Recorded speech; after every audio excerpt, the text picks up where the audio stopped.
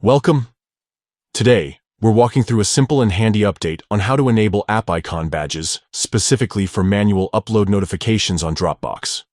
If you want to stay on top of your uploads without constantly opening the app, these badges are a great way to keep track with just a glance. Let's get right into it. First, start by heading to your phone's settings. This is where all the magic happens when it comes to managing your apps and notifications. Once you're in settings, scroll down until you find the section labeled Apps. Tap on it to see a list of all the apps installed on your phone. Next, look for Dropbox in that list and tap on it. This will open up the app-specific settings. Here, you want to find the Notifications option and tap on it.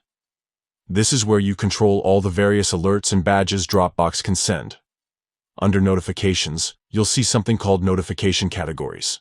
Tap that to get even more detailed options. Now find the category labeled Manual Uploads. This refers to the notifications related to files you've manually uploaded to your Dropbox account. Finally, right here, you'll see the option to toggle on app icon badges. Switch this on, and you'll start seeing those small, handy badges on your Dropbox app icon that indicate new manual upload notifications whenever they arrive. And that's it.